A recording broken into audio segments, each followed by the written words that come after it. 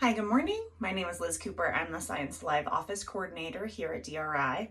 I'm also a licensed secondary art educator for the state of Nevada, and I spent the last 7 years teaching ceramics.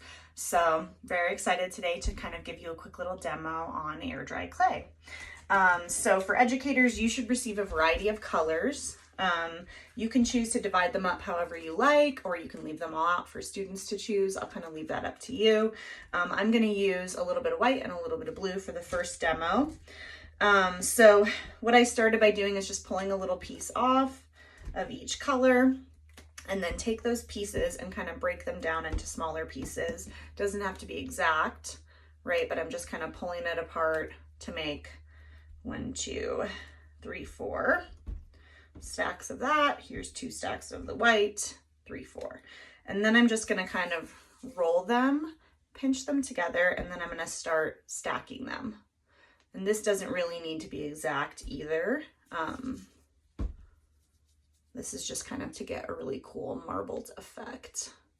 So roll, pinch, roll, pinch, roll, pinch, roll, pinch. Then I have like this little tower. I also have one that I made earlier, so I'm going to make a mega tower, so kind of like a little sandwich. Okay, and then what I'm going to do is I'm just going to roll it onto the table.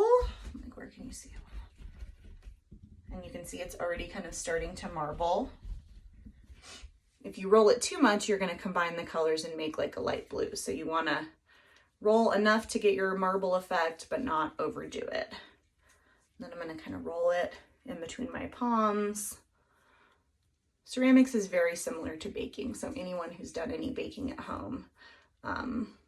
Okay, so, and then I encourage you to either think about eggs that you've seen, or think about maybe putting up some images of different eggs, and then just play around with the shape. So I started out with a round sphere. But not all eggs are perfectly round. So then I'm just going to kind of like start tweaking it. You can roll like a little bit on the surface. And just kind of think about eggs you've seen if you eat eggs at home, how they're kind of wider on the bottom and more narrow at the top. And the whole kind of journey is the point. You know, it doesn't have to be exact. These are your eggs, so you can make them look however you want. And think about, you know, what are your favorite colors, or what are your favorite types of, you know, how things look. How could these eggs maybe represent you? How could they represent like you as if you were a bird? These are what your, you know, eggs would look like. So just kind of playing around with it until you feel like, okay, that's a really nice egg-like shape. And I could do this all day, but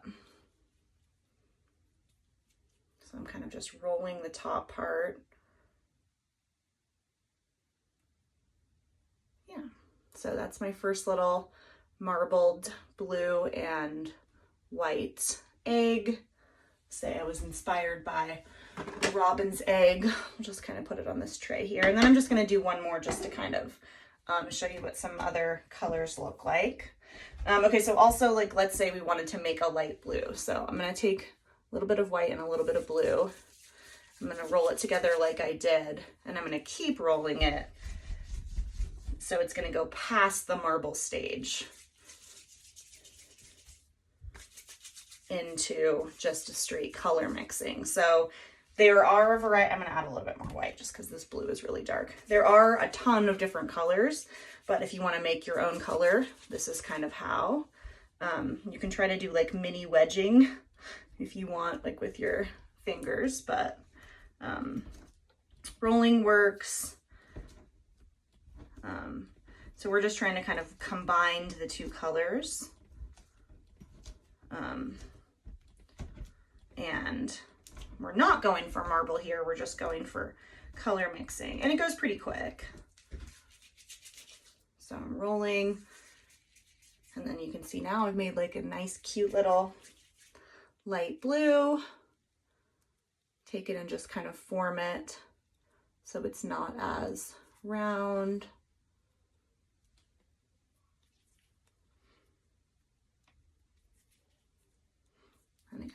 be too exact because it'll just take forever. A little bit more round at the top. A little bit. Yeah, like so. So now I have my little light blue and my little blue and white marble. So one more example, just again, because we're here. So I'm going to do orange. And then, so, okay, let's say I'm done with these two colors. So you should have some Ziploc baggies that come with your clay. I encourage you to put the clay away as soon as possible so that it doesn't dry out. So these are done. So I'm going to leave them out to dry. But this clay, I want to be able to still use maybe for another student or another activity. Remember, after you check out the green box, these consumable materials are yours. So I encourage you to keep them because as a former educator, I know how supplies are not something that you always get for free. Okay. All right. So, and then, yeah, like I got a little bit of blue in this, so sorry to whoever's using it next. Luckily, there are a couple whites that you get or a couple of lighter colors, but that is something to note as well. Okay, and then I'm just like squeezing all of the air out and zipping her up so that those are good to go. Okay, so I'm gonna use orange and purple next. So for this one, I'm gonna make an egg with orange and then I'm gonna use purple to kind of put little, kind of little dots in. So I always like to start by rolling, just kind of like getting the shape. This clay is super, super soft and fun and it's not messy. So notice my hands aren't dirty at all. So one of the benefits of using air dry clay versus traditional clay is that no mess, and you don't have to worry about baking it in a kiln in order to make it clay. You just leave it out in the air. Okay, so I made my little, I'm gonna make it just a round little sphere, kind of looks like a teeny orange. And I'm gonna take just a teensiest bit of this purple and I'm gonna make a bunch of teeny little spheres. So teeny, teeny, tiny. I'm just rolling it like with my index finger on the palm of my hand. So I'm gonna make a handful of these real quick. And these are just a couple of demos just to get you going. I really encourage you to just allow yourself to explore the materials and see what happens. You know, just have fun with it is the whole point. It's not so much about the final product, but make sure the final product is something you're happy with because you get to keep it and it is yours. But it's more about just like the journey of exploring the materials and getting to do something hands-on, okay? So I've got 5 little tiny balls of purple and I've got my orange and I'm just gonna kind of stick the purple around it onto the outside to kind of create some little speckles. And I'm just sticking it on there. Okay. And then I'm gonna roll it just a little bit. I don't wanna roll it too much because I'm not going for a marbled effect on this. I'm just kind of going for spots. So I'm just kind of lightly pressing the clay into the other clay because I don't want it to turn all purple, but I want to make sure that these purple parts don't fall out.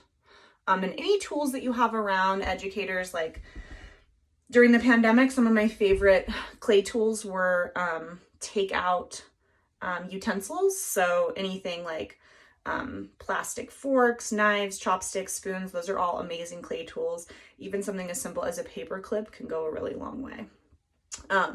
So I would encourage you to have like maybe a square of cardboard or something with students' names on them, or if they have like a cubby or a shelf or somewhere where they put items just so that they know which eggs are theirs.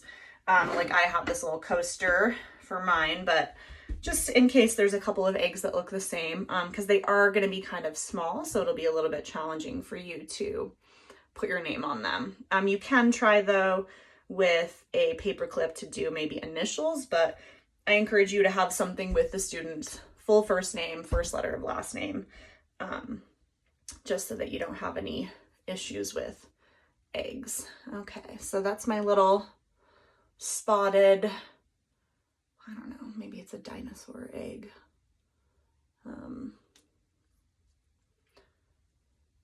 Yeah, okay, so here are my 3 little eggs. They're a little egg family. I'm gonna leave them out to dry. Usually air dry clay takes about 24 to 48 hours depending on the heat of the environment. So once the eggs are dry, then you can decide what you want the students to do. Maybe you want to have them on display in your classroom or in the hallway, or maybe you want to let them take them home. Once they're all done, you want to make sure to give them a Ziploc bag to kind of put them in once they're dry. And if for some reason you start this project and you don't have time to finish it, again, have the students just put their clay in a Ziploc bag, close it up, and you can come back to it another day. So there you go. I hope you enjoy making your little air dry clay eggs as much as I did. Have a great day. Bye.